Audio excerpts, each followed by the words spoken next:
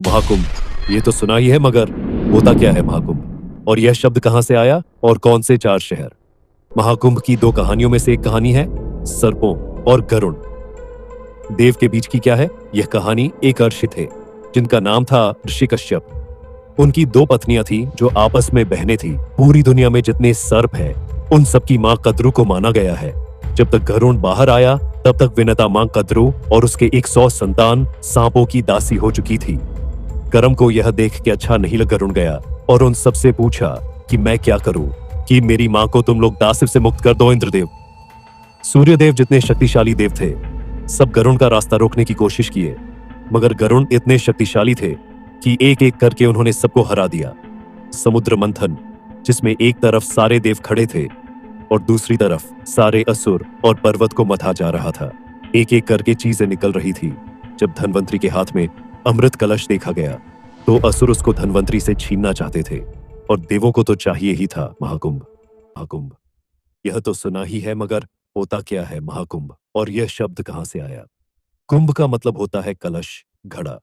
महाकुंभ या महाकलश, सोचिए कि कलश का साइज कितना बड़ा होगा। हर 12 साल में भारत के 4 अलग अलग शहरों में एक के बाद एक महाकुंभ का आयोजन होता है। और महाकुंभ है इस पूरे देश में, पूरी पृथ्वी में हिंदुत्व का सबसे बड़ा पर्व। इतना बड़ा पर्व जितना ना पहले कभी हुआ है, ना आगे कभी बन पाएगा। और होता क्यों है महाकुंभ? और कौन से 4 शहर? उज्जैन, हरिद्वार, नासिक और प्रयागराज। इन 4 शहरों में एक के बाद एक हर 12 साल में एक महाकुंभ होता है।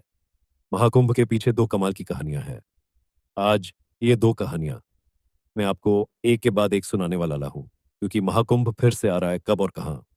प्रयागराज में। इस बार नंबर प्रयागराज का है और 13 जनवरी से महाकुंभ शुरू हो रहा है, जिसमें हर नागा साधु, हर अघोरी, हर मठाधीश, हर बड़े मंदिर के संत महात्मा, हर ऋषि मुनि हिमालय में बसे और तपस्या करते हुआ हर मुनि और अर्षि हिंदुत्व को मानने वाला हर रक्षक वहां जमा होगा।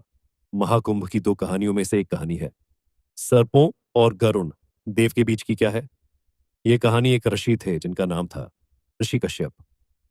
उनकी दो दो पत्नियां थी जो आपस में बहनें थीं। एक थी कद्रू और दूसरी थी विंता। कद्रू ने ऋषि कश्यप से एक दिन एक वरदान मांगा कि मुझे 100 विषैले बच्चे चाहिए जो बहुत शक्तिशाली हो। ऋषि कश्यप ने तथास्तु कह दिया और कद्रू को मिले 100 अंडे। यह देख के विनता को लगा कि मुझे भी वरदान मिलना चाहिए।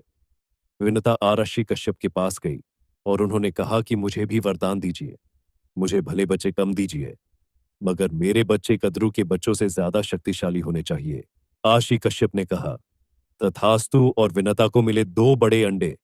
अब जो 100 अंडे थे वो एक एक करके धीरे धीरे फूटने लगे और उन अंडों में से बच्चे निकलने लगे। कौन से बच्चे? सांप। पूरी दुनिया में जितने सर्प हैं उन सब की मां कद्रू को माना गया है। तो कद्रू के एक एक करके जब अंडे फूटने लगे और उनमें से बच्चे निकलने लगे तो विंताएं पेशेंट हो गई। सब्र का बांध टूटने लग गया। उनको लगा कि जब इसके बच्चे हो रहे हैं तो मेरे क्यों नहीं हो रहे? और उस जल्दबाजी में विंता ने 2 में से एक अंडा खुद अपने हाथ से फोड़ दिया।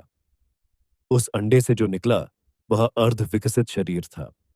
एक ऐसा शरीर जो ऊपर से कमर तक बना था, मगर कमर के नीचे तैयार होना बचा था।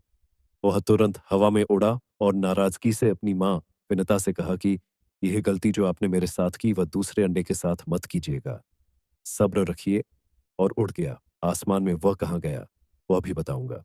और उसके पहले बात करेंगे कि वो एक बचा हुआ अंडा, उसका क्या हुआ समय के साथ। जब वो अंडा फूटा तो उसमें से पक्षी का चेहरा, बांस का चेहरा लेके एक इंसान पैदा हुआ जो उड़ सकता था और उसका नाम रखा गया गरुण, उसका बड़ा भाई जो पहले निकल गया था। आधे शरीर के साथ उनका नाम पड़ा अरुण।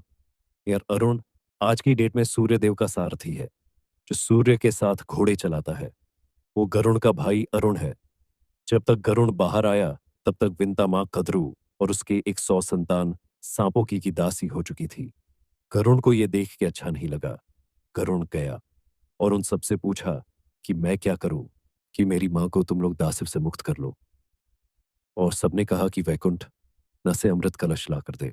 2 कलश कुंभ घड़ा जिसमें अमृत रखा है उसको कहते हैं अमृत कलश। गरुण इतने शक्तिशाली थे कि उन्होंने कहा, ठीक है, मैं कुछ भी करके वो कलश लाकर तुम लोगों को दूंगा। इसके बाद तुम लोग मेरी माँ को तासिफ से मुक्त कर दोगे। ये कॉन्ट्रैक्ट डन हो गया। और उसके बाद गरुण उड़ के गए वैकुंठ धाम, और वैकुंठ धाम से अमृत कलश उठा लिया।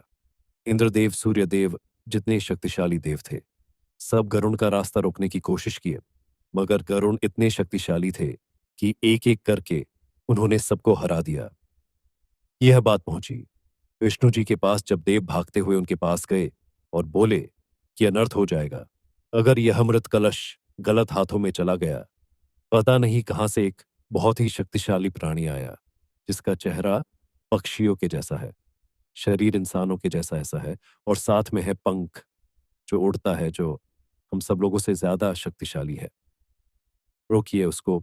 विष्णु जी उतरे युद्ध में, और गरुण और विष्णु जी के बीच में युद्ध हुआ। इस पूरे युद्ध के बीच में विष्णु जी को यह समझ में आया कि गरुण के हाथ में अमृत कलश है, मगर गरुण उसको खोल के उस कलश से अमृत ग्रहण नहीं कर रहा है, सिर्फ हाथ में पकड़ा हुआ। तो फिर विष्णु जी ने उससे पूछा कि ये क्यों चुरा रहे हो, इसको लेकर कहाँ जाने की कोशिश कर रहे हो? और जब अमृत कलश खुद तुम्हारे हाथ में है तो उसको ग्रंथ जो नहीं कर लेते। तब गरुण ने पूरी बात, पूरी व्यथा बताई कि वह अपनी मां को मुक्त कराने के लिए ले जाना चाहता है। विष्णु जी ने कहा कि ठीक है, मैं एक शर्त पे तुमको यह अमृत कलश ले जाने दूंगा। वो शर्त यह है कि अगर मैं तुमको अमृत कलश ले जाने देता हूं तो अमृत कलश को जमीन पर पहुंचाने के बाद तुम हमेशा के लिए मेरे वाहन बन जाओगे, मेरे साथ रहोगे। गरुण ने इस शर्त को मान लिया।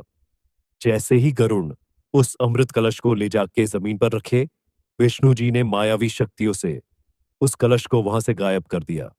लेकिन क्योंकि वह अमृत कलश गरुण ले जाकर रख चुके थे सारे सर्पों और उनकी मां कद्रु के सामने, तो उनका प्रण पूरा हो चुका था, जिसके कारण उनकी मां विंता को दासिफ से मुक्त कर दिया गया। दासिफ से विंता मुक्त हुई, लेकिन कलश और अमृत इन सबको नहीं मिल पाया।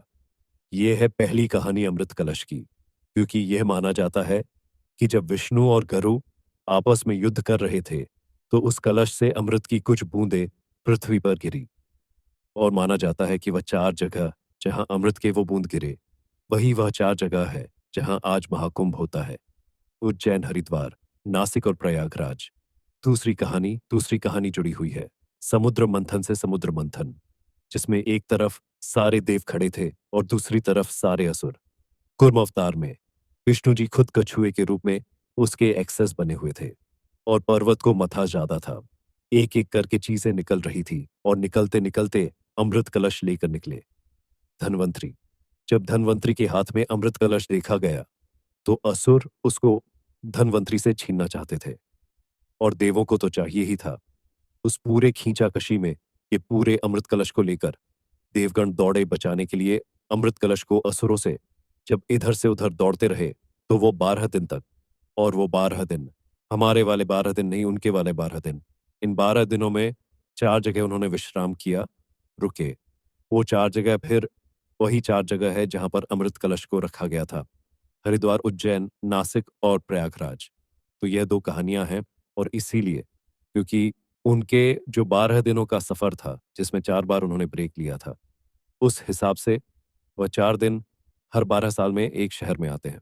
तो ये दो कहानियां हैं अमृत कलश की, जिसके कारण होता है महाकुंभ, और कुंभ का मतलब होता है कलश।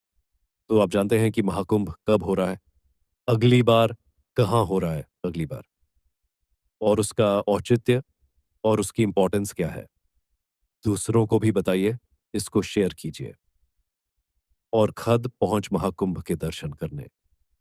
प्रयागराज में 13 जनवरी को मैं भी मिलूंगा आपसे।